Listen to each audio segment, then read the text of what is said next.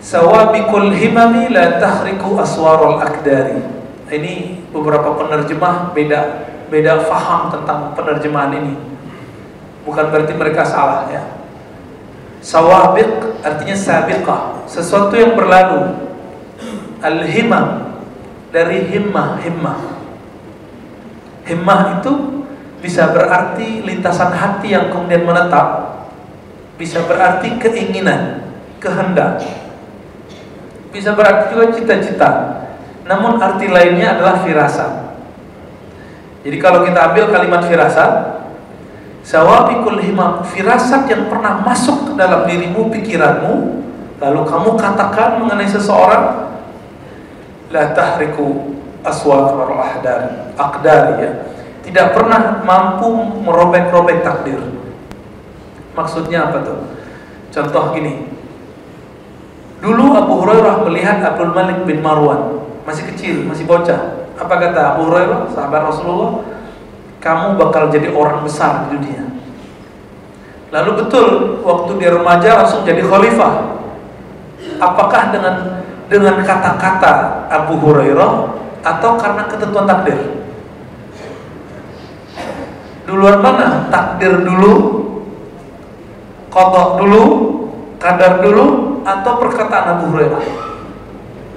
Ya, qadar dulu ya, sebelum perkataan Abu Hurairah. Contoh lain, bapak ibunya ngomong, orang ini bakal terkenal nih, orang ini bakal jadi direktur nih, ini orang akan jadi hebat nih, dan mereka terwujud, semua yang kita katakan terwujud.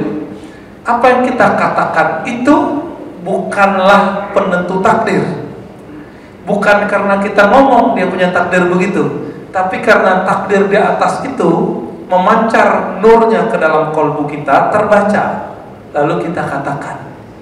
Jadi Abu Hurairah karena zikirnya setiap hari nggak kurang dari 12.000.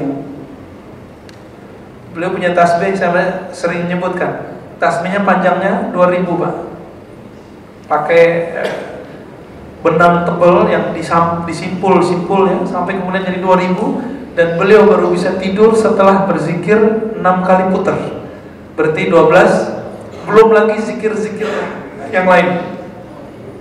Abu Hurairah loh ya, itu sahabat cuma 3,5 tahun bersama Rasulullah, tapi efeknya luar biasa. Ini yang Nabi katakan, tuba liman ra'ani, berbahagia, beruntung orang yang memandangku.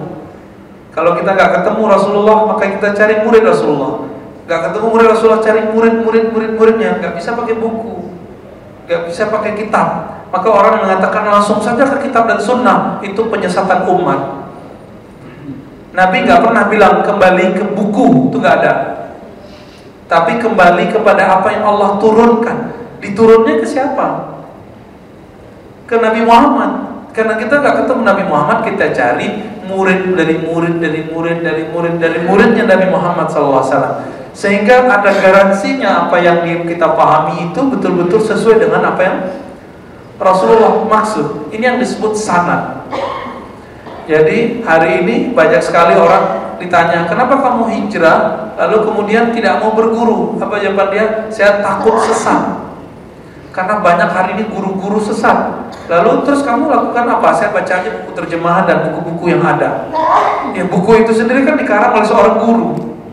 Lebih afdal membaca buku atau kepada orang yang nulis buku? Nah, logika-logika itu kadang nggak jalan ya.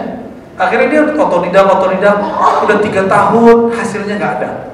Karena ngaji dengan guru, dengan otodidak 3 tahun itu lebih afdal ngaji 3 minggu Pak sama guru. Sama 3 tahun saya rasakan ya.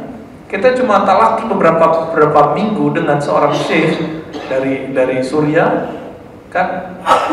Saya nggak pernah kuliah di luar negeri Pak, saya kuliahnya di dalam negeri semua. Tapi Allah antarkan guru-guru. Jadi saat itu makom saya tajrid.